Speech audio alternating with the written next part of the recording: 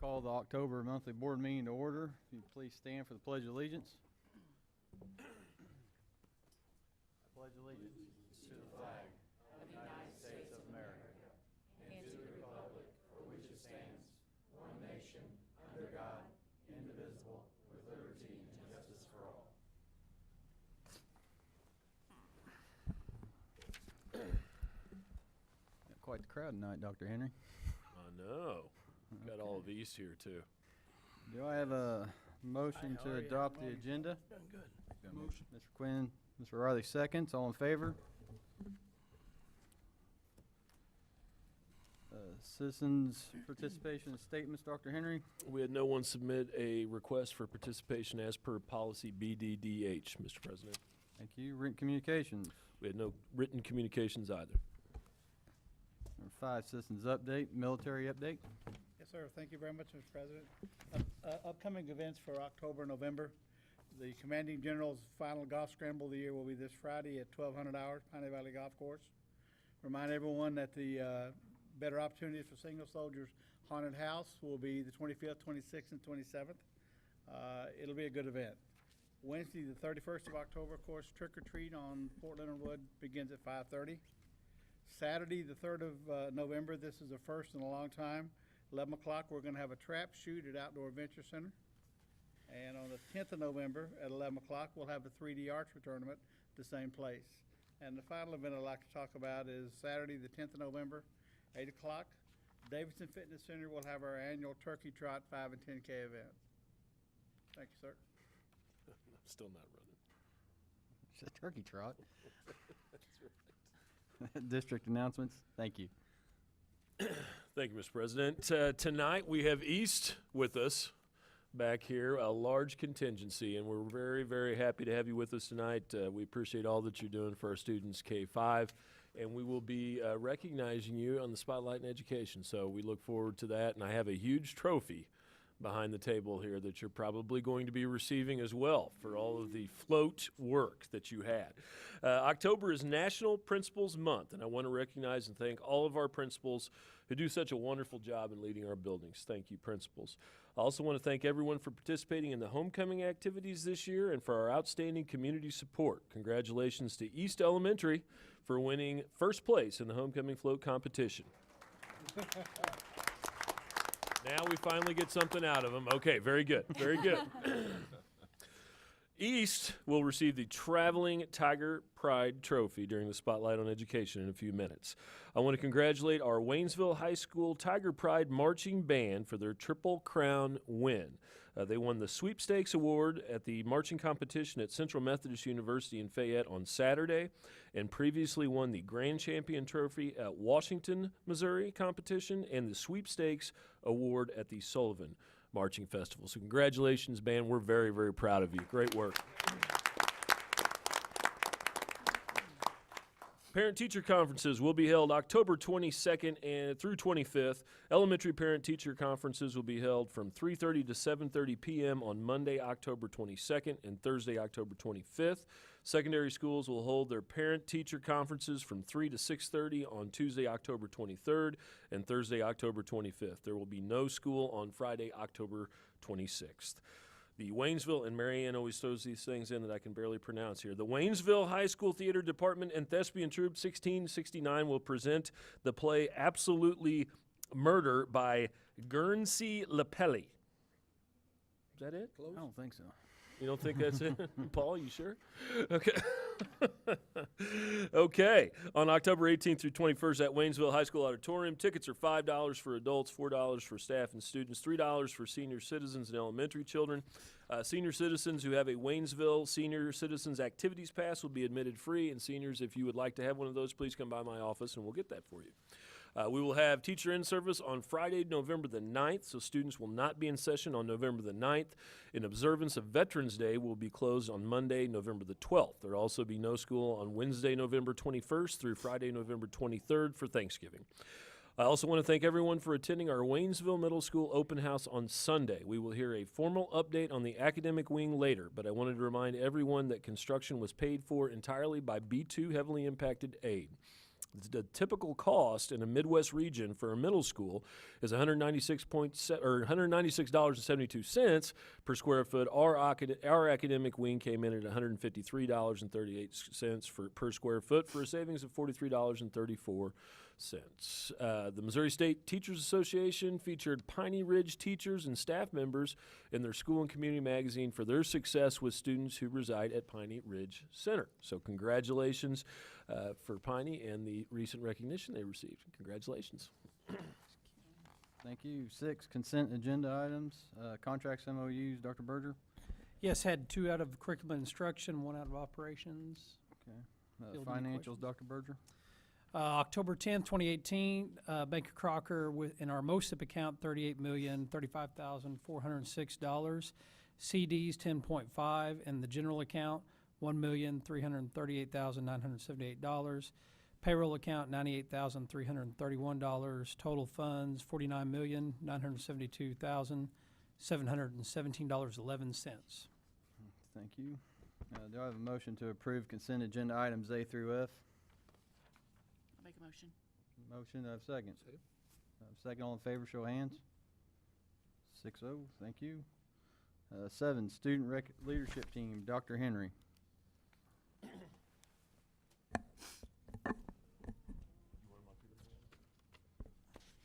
Okay, we're thrilled this month to have our first meeting with our student leadership team, which is an advisory team to the Board of Education, created from students 6th through 12th grade.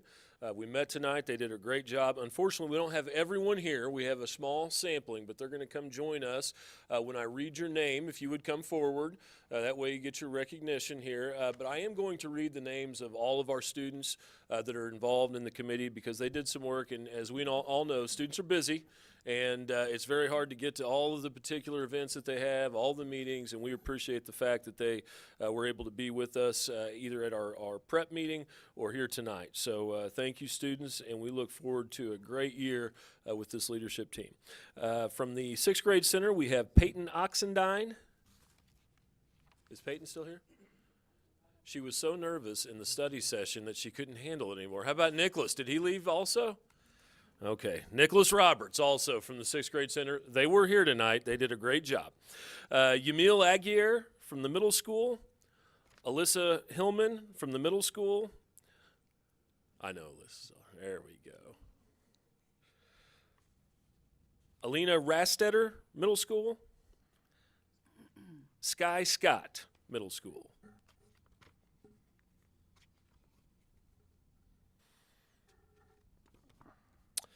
Saul DeHart from the high school. Anthony Escara from the high school. Jacob Evans from the high school. Chase Gordemiller, high school. Emma Lopez, high school. I'm getting to you guys over here. Bailey Schultz, high school.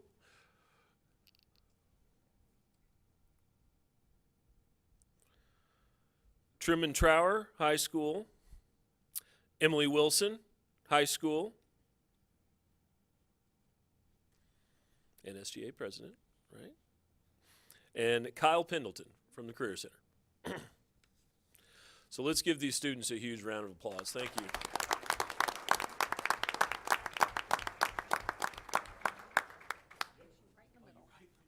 See how I did that? Profile shot or something. May need a wide angle lens on that. Is that it? Is that all you want? Did you hear that? Thank you guys very much. They did do a very good job tonight for their first meeting. 8, CTA Spotlight on Education, Mrs. Snyder.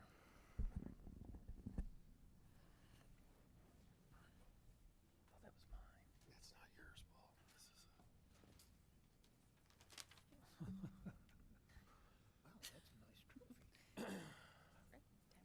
This is The staff and students of East Elementary would like to recognize Mr. Jeff Skaggs as a classified staff CTA honoree. Mr. Skaggs is currently a paraprofessional at East Elementary School, working in a kindergarten and first grade special education classroom. He has worked for the Waynesville School District for 12 years. Both certified and classified staff nominated him for being a positive role model and always willing to go above and beyond for East and our students. He invests a lot of himself, heart and soul, in everything he does for our students. Some of the words his fellow staff members use to describe him are dedicated, caring, compassionate, flexible, dependable, and a great friend. He takes time to build strong bonds and relationships with staff and students. When his students talk about Mr. Skaggs, you will hear them say things like, "He is my favorite one," "He helps me with math," and "He is my friend." Mr. Skaggs is indeed a great professional and a great friend. Congratulations, Mr. Skaggs.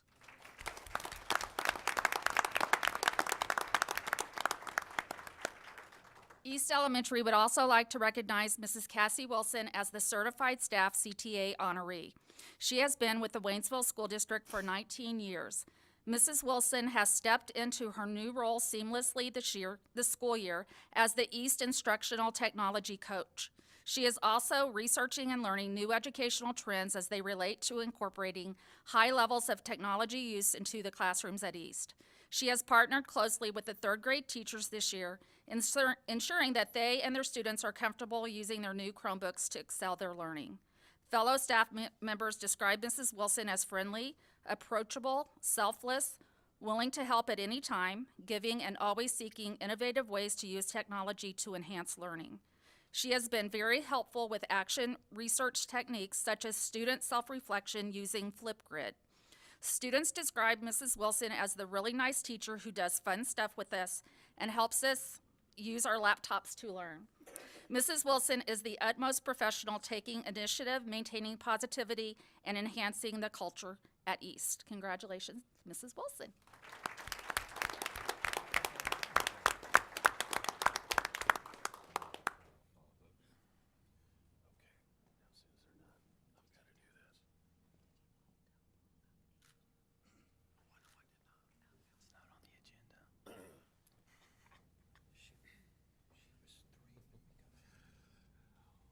As the capstone to our spotlight on education, if we could have representatives from East, I can barely hold this up. This year, East won our float at the homecoming parade, and they get to have our traveling spirit trophy in their building. So, Come on up. Yeah.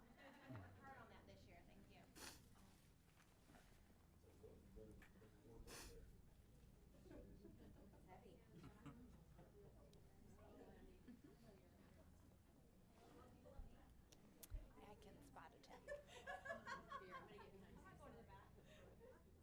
No wonder it was so good. All his help. Are we getting to see the best side of it? I'm gonna get out of this picture. Don't want to be I don't associated want with to the be winning like that team. weird person in the back of the picture. I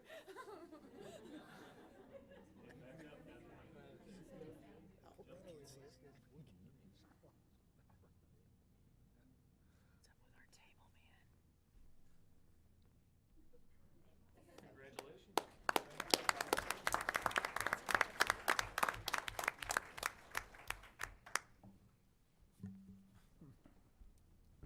Thank you all very much. Did a great job on the float. Number 9, staff recognitions. First quarter project teacher award, Mrs. Bells. Thank you, Mr. President. Mr. Mike Freeman from Seller Sexton Auto Group is here today to present this quarter's project teach to Miranda Breck from Freedom Elementary for our class pet responsibility writing, math, and more. Well, good evening. Miranda, are you here? There she is. Come on up here. Welcome, and I'm glad to be a part again this year of recognizing the great teachers in this school district and what a great school it is. And, you know, I was at East here dropping off my grandson last week when my daughter-in-law was sick, and it was amazing how the greeting and how welcoming it was. And the first time I'd been in the school since my kids had graduated from Waynesville School District. And I'll compliment the East for the great job they did of just even as a parent, as a grandparent, coming in there just making you feel great. And that was wonderful.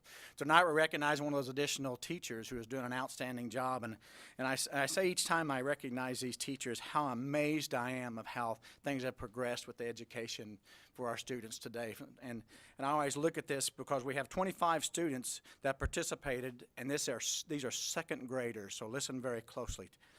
Their class project was Class Pet. It was dealing with responsibility in writing, math, and more. So listen to this. Students will research different options for a class pet, comparing initial costs as well as the cost to feed and sustain the pet throughout the school year. We would use local resources such as Rocky Top Pet Store, Walmart, to help us gather information and cost for various pet scenarios.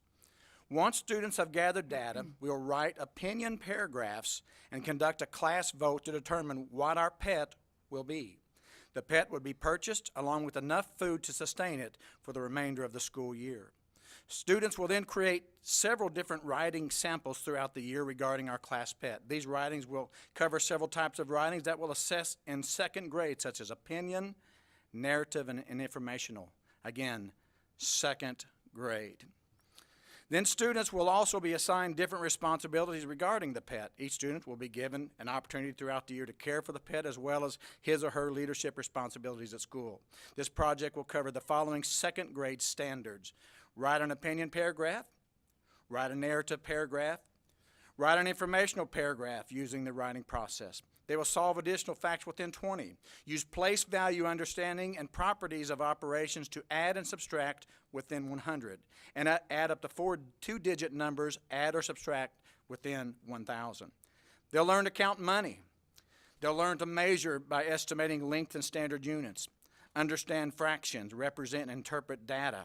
They'll demonstrate how people use money to buy and sell goods and services. One area of weakness of several of our students is in writing, and I believe that if we have something that the students are interested in and invested in, like a class pet, it would improve their motivational to want to write. This project would also incorporate a variety of math skills and opportunities for responsibility. This would benefit all of my students, including students with special needs. Ladies and gentlemen, a second grade teacher that operates more like a high school or freshman college class participation. Your student of the first quarter teacher of the quarter is Miss Miranda Beck. Would you join me in recognizing her?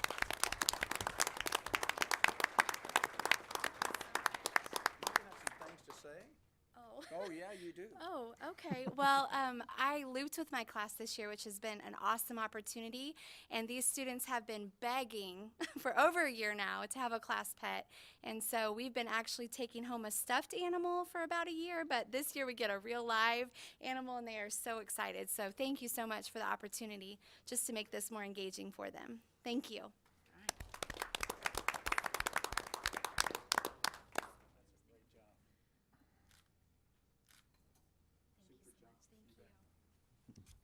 Congratulations, Ms. Beck, and again, Mike, thank you, and Seller Sexton. I can't tell you that enough, I guess. We appreciate everything you guys do. Transportation Employee of the Month, Mrs. Bells. Thank you, Mr. President. If I could have Zach Wall, Aaron Tronstad, and George Johnson please join me up here. It's my honor tonight to get to recognize October's Transportation Employee of the Month. These fellows here are our bus mechanics. George has been employed with the district for 16 years, Zach for 12, and Aaron for 9. Our mechanics are responsible for keeping our bus fleet in top condition. This past year, we scored 97.1% on the Missouri Highway Patrol bus safety inspection. We were only 1 in 5 school districts in the Troop 1 area to receive the Total Bus Fleet Excellence Award, which is a testament to their attention to detail and knowledge of bus mechanics. But above that, their professionalism and the relationships they build with staff is what makes these gentlemen up here so exceptional. One driver said they're knowledgeable, they don't talk down to you, they help out where is needed and go above and beyond their required duties. And so it is my honor to recognize them tonight.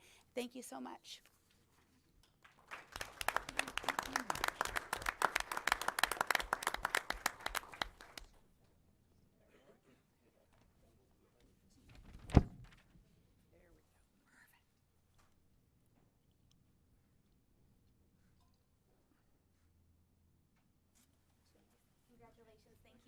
Congratulations, gentlemen. Thank you.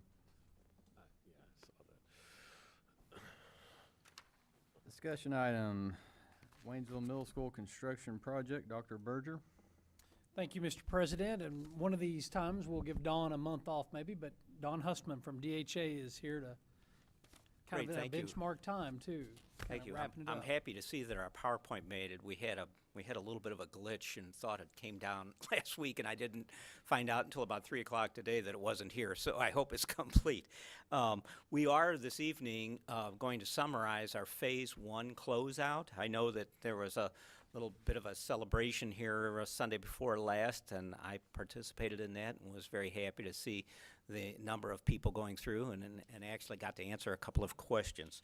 So this evening, if I'm going to go to the first image, and I know that you have seen this before, but I thought it would be kind of interesting to recap a few things.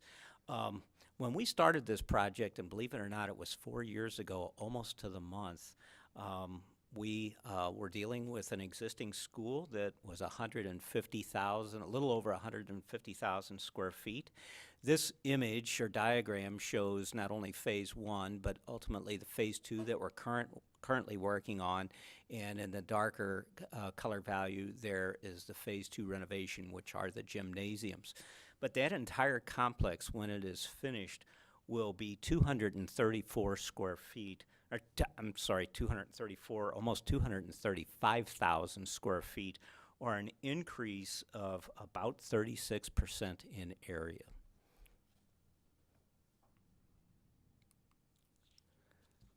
This is the floor plan of Phase 1. Phase 1 was designed, and I speak to the whole school, not just the Phase 1 portion, but the entire school was designed to accommodate 960 students. I believe in 2014, when we started the project, the enrollment was somewhere around 850 or so. So I'm not sure where your enrollment is now. I know you've been growing, but you're probably not at capacity yet, but it is designed for, again, 960 students, and that is grades 7 and 8. One thing to note here on this particular floor plan is the Library Media Center, and I'm reading my note here, and we have a 69% increase in area from what the current school had. And in speaking with the librarian a couple of Sundays ago, she was really amusing. She said, the thing that I love most about my library is all of the natural light that's coming in. And it has many, many other amenities, but it is really a fantastic space. I'm going to turn to the next plan. This is the 8th grade house, and incidentally, the building is designed so that in the future, if there's ever thoughts of switching the grade levels on the floors, it can be done quite easily. The basic increase here, which is notable, has to do with the cafeteria. The cafeteria in the new addition, or in the new building here, Phase 1 building, is 44% larger than the current cafeteria, and the kitchen is just almost at the 80% level, to where it is larger than the farmer.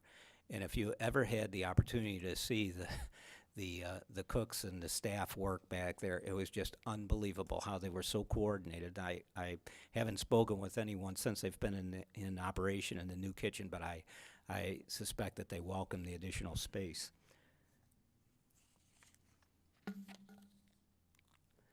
I thought that this was kind of an interesting item, and I'm certainly not going to read each of the dates, but as I said, we started this project almost 4 years ago. Our very first building observation meeting, in other words, where myself and my team and the team of engineers came down and we walked through the existing school. It was on November the 14th, 2014. We began immediately working with the staff, and had several programming meetings. That's where we're beginning to put all of the criteria together. And by really the end of that year, December 30th, we had our first draft of the architectural space program, or you've heard me kind of refer to that as our roadmap for design. That's the very beginning, the written document of which all of the planning evolves from. Facility master planning began early in 2015, And let me advance down a little bit. The Board of Education approved the Master Plan Concept D and authorized our firm to proceed with Phase 1 on February 18th, 2016. That was about a year later. We actually took bids on the project twice because there was an issue the first time, and so the rebid occurred on March 28th, 2017, and immediately within a month and a half or so, we were at a groundbreaking on May the 11th, 2017, and just recently opened the school August 15th, 2018. So the timeline, while it seems long for some of us who've been involved with the project, when you summarize it, it goes pretty quickly.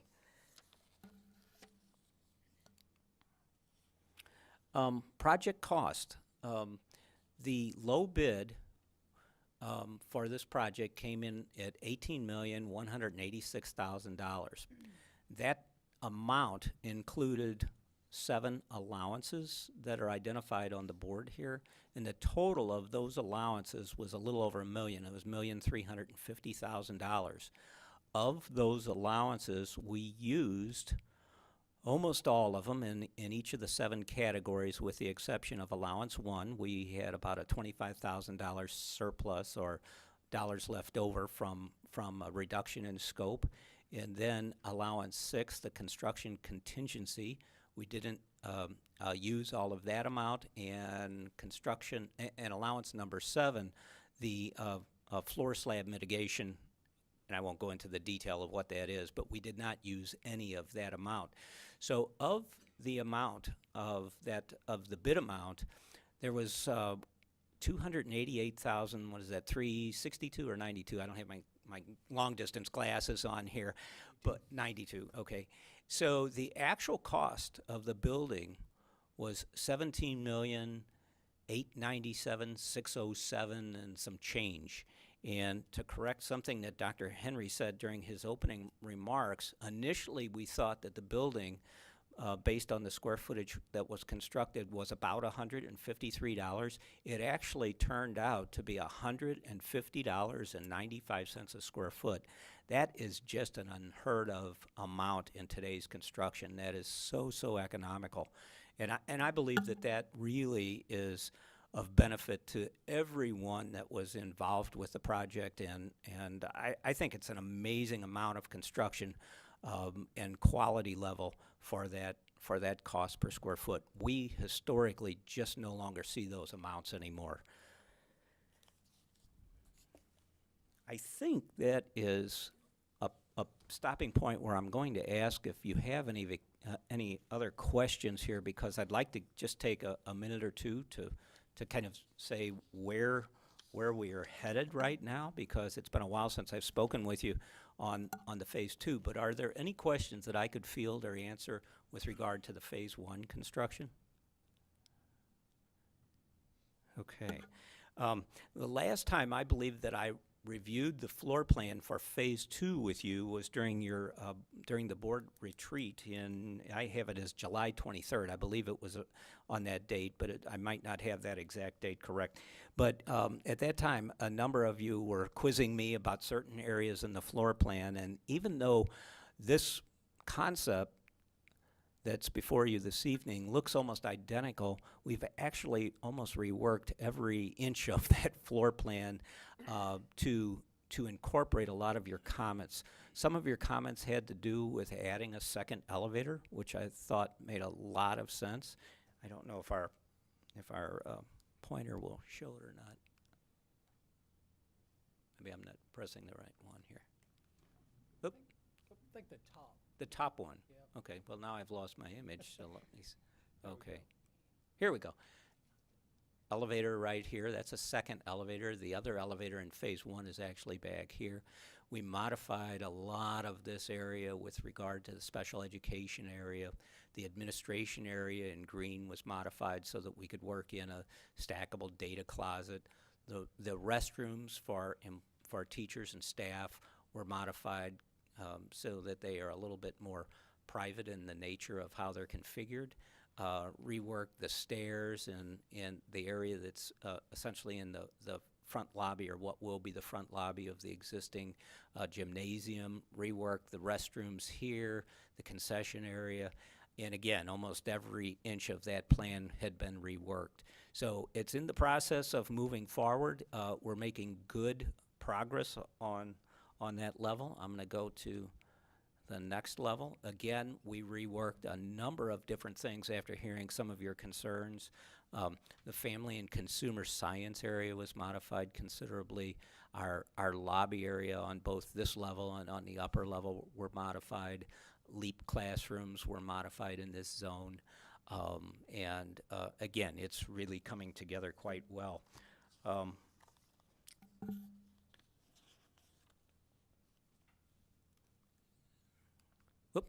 Let me back up one. I don't think you've seen this sketch because we've been working on this sketch, but in our early efforts as we design, we often create these three-dimensional, or actually they're two-dimensional, but perspective sketches showing what we're anticipating the lobby area to be. And that's if we were coming in the main doors of the new Phase 2. And we're exploring different items for the stairs and how we allow natural light to come into that space. And I'm going to end with the rendering that I believe that was on display 2 weeks ago. This is the final version of Phase 2. The building will now finally have a new front facade, and I believe that you can, about the only thing that maybe you can recognize of that's existing here anymore are the gymnasiums, and here's the front gymnasium. The back one doesn't quite show as it steps down the hill, but that is the new front facade of the of Phase 2. We are anticipating that this project, if we hold our current schedule, that we'll be bidding this project in early 2019, somewhere around the February timeframe. So, can I answer any questions?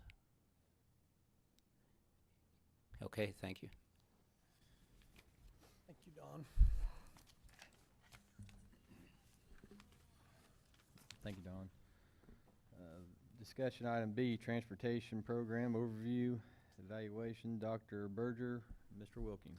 Thank you, Mr. President. Transportation's off to a great start due to Mr. Wilkins had a great year.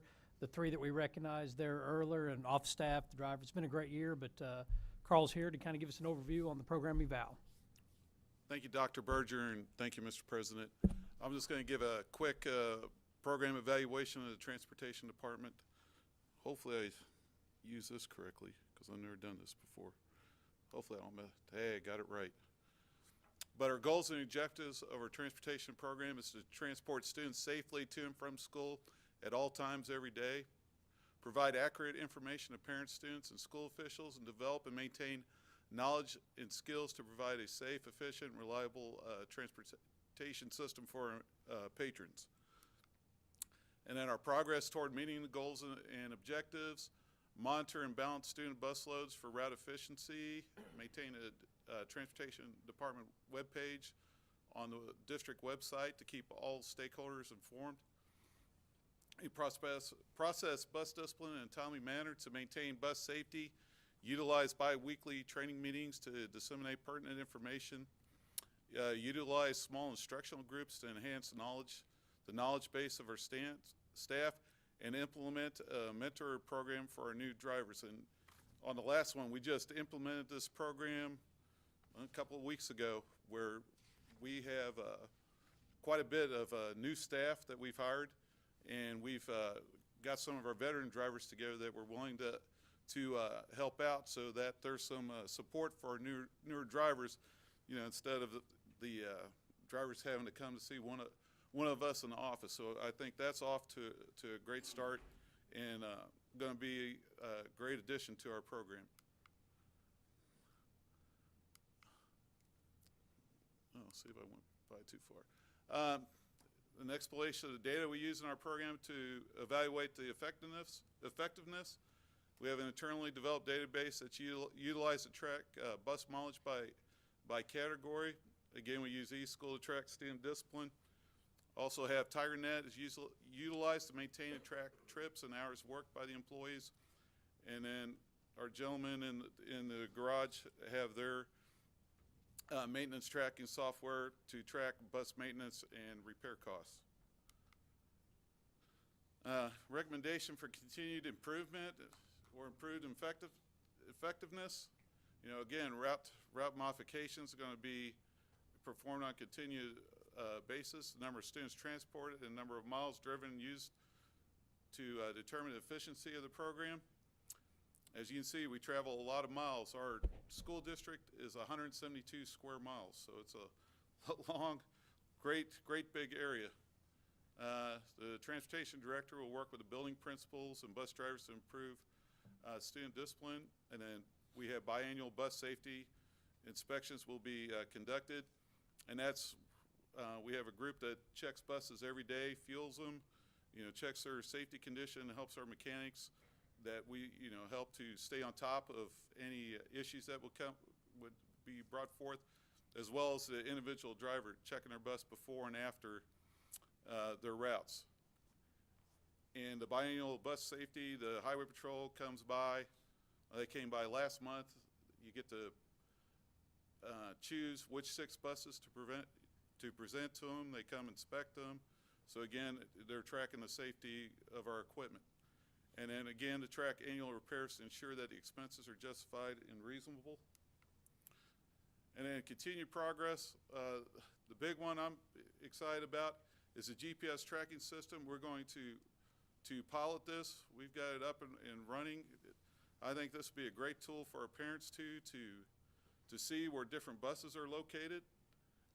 It'll be a work in progress, but I think that's going to be, you know, a great asset for our parents, you know, of our students. Also working on the implementation of putting Wi-Fi on 5 trip buses coming in. With the one-to-one coming on here in a few.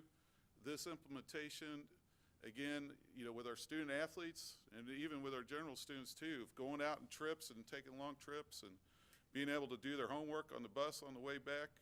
Because I know I was one of them, hate to say, athletes that slept during my time and had to go home and, you know, 10, 11 o'clock had to stay up and do homework for the next school day. So I see that as a plus.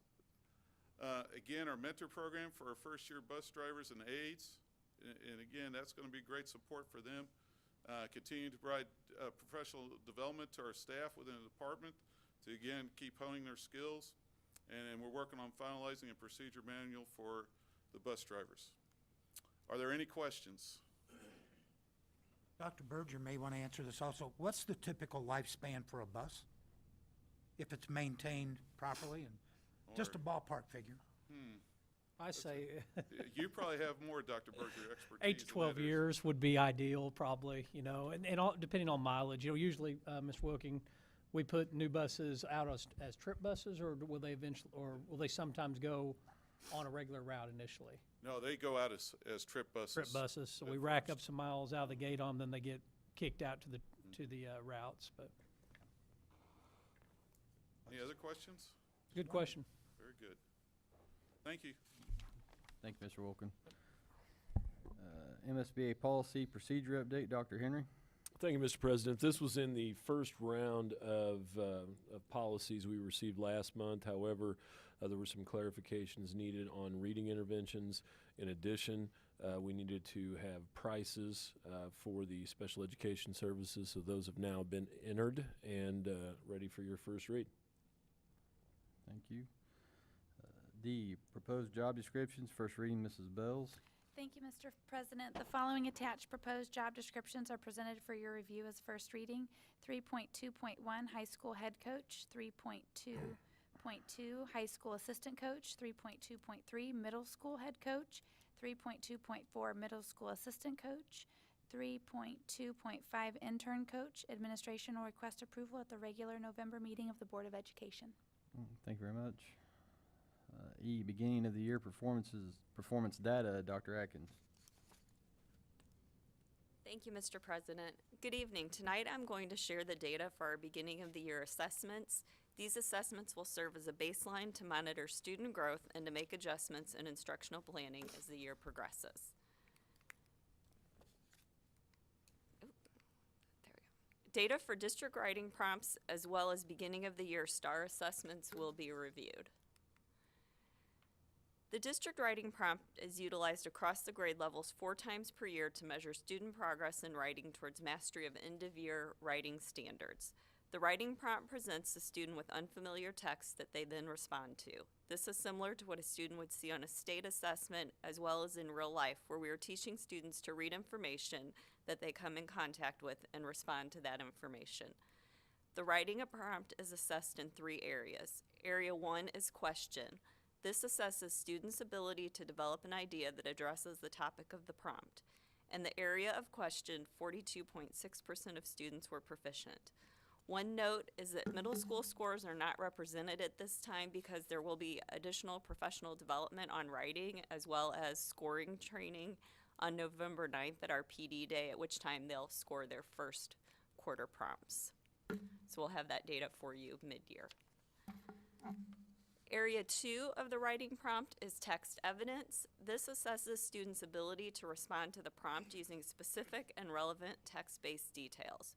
44.2% of students were proficient in this area, which was about a 3% increase over last year.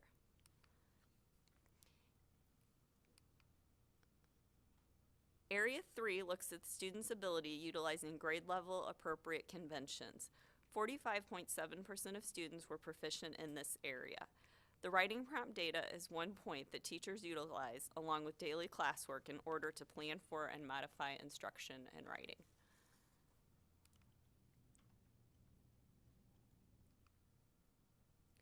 The STAR Early Literacy Test assessment is used to assess early literacy skills of kindergarten students.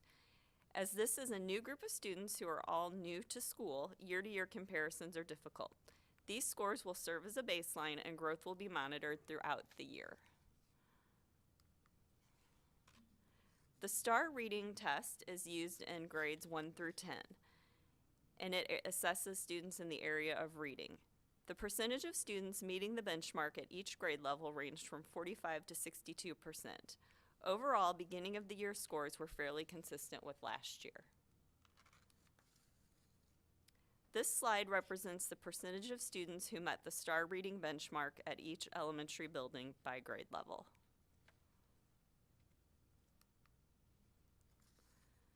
This slide depicts the average STAR reading scale score by grade level. A fairly consistent pattern of growth can be seen through 9th grade, at which point scores begin to level out. The chart next to the list to the right shows the scale score needed to meet the benchmark. At all grade levels, the average scale score exceeds the fall benchmark level. This slide shows the average scale score by building at the elementary level. Across the board, the average scale score exceeds the fall benchmark cut score. This slide shows the average grade level equivalency at each grade level. The data on this slide shows the average grade level equivalency by building for each elementary. Average grade level equivalencies met or exceeded the current grade level at all buildings and at all grade levels. The STAR Math Test assesses students in the area of mathematics. All students in grades 1 through 8 are assessed. The percentage of students meeting the benchmark at each grade level ranged from 61 to 80%. This chart shows the percentage of students meeting the STAR Math benchmark at each elementary building.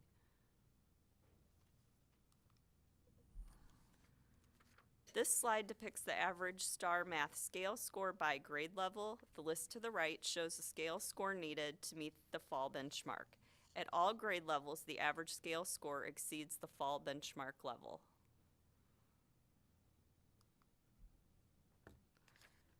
This slide shows the average scale score by building at the elementary level, and as with reading across the board, the average scale score exceeded the fall benchmark cut score.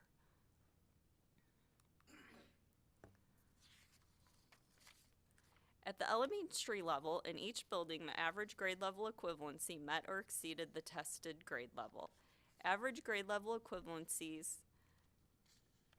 In 7th and 8th grade, the average grade equivalency was higher by 2 months than when compared to 2017.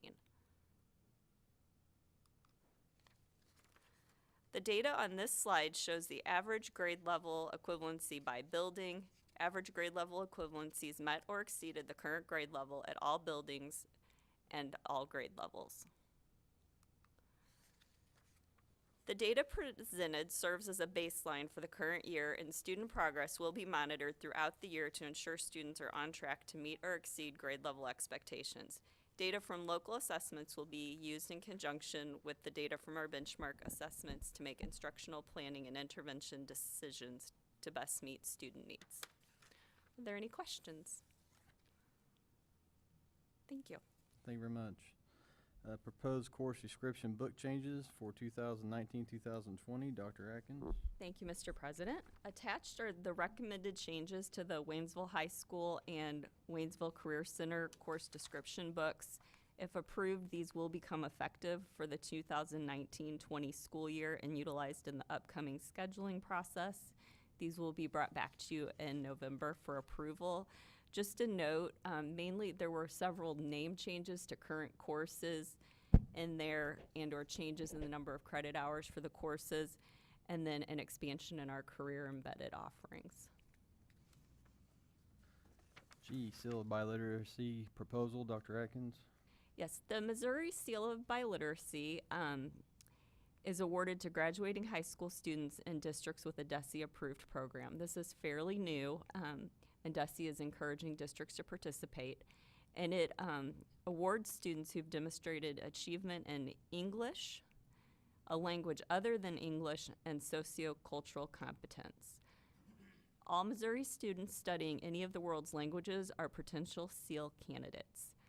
The Waynesville High School Foreign Language Department has developed a proposal to offer the Seal of Biliteracy at Waynesville High School to students who meet the criteria.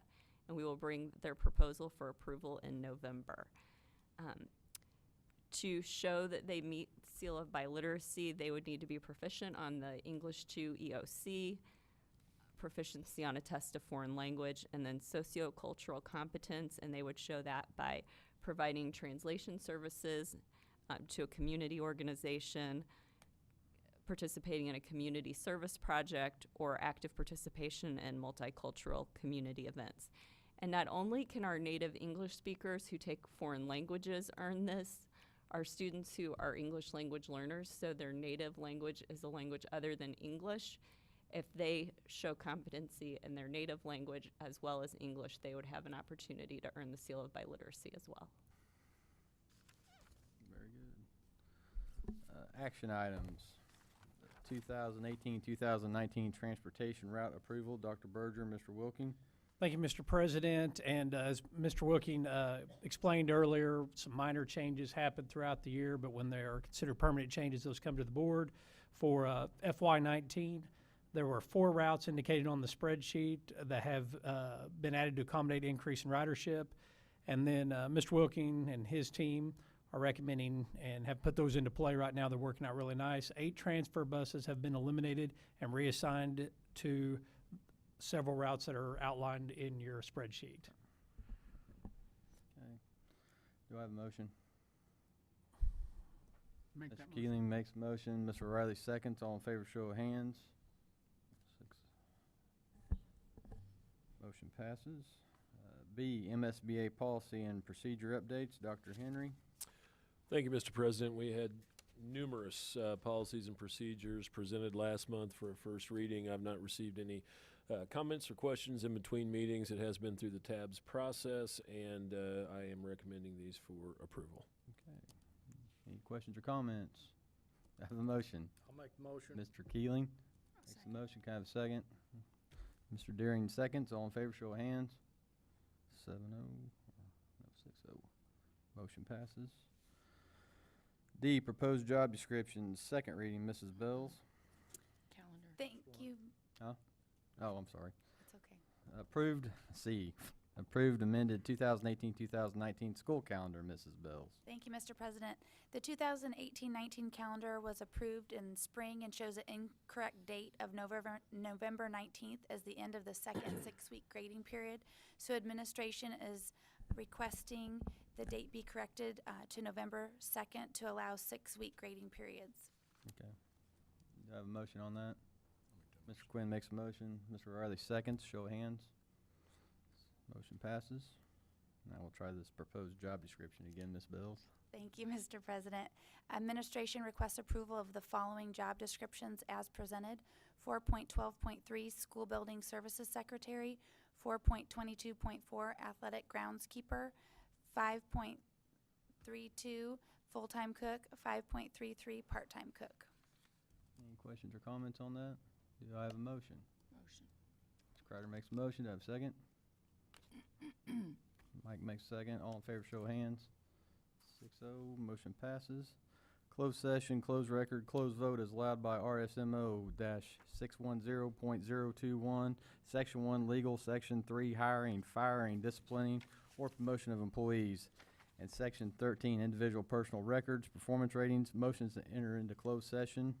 I'll make that Mr. motion. Keeling makes a motion. Mr. Quinn seconds. Roll call vote, please. Yes. Yes. Yes. Yes. Yes. Yes, we are in closed session.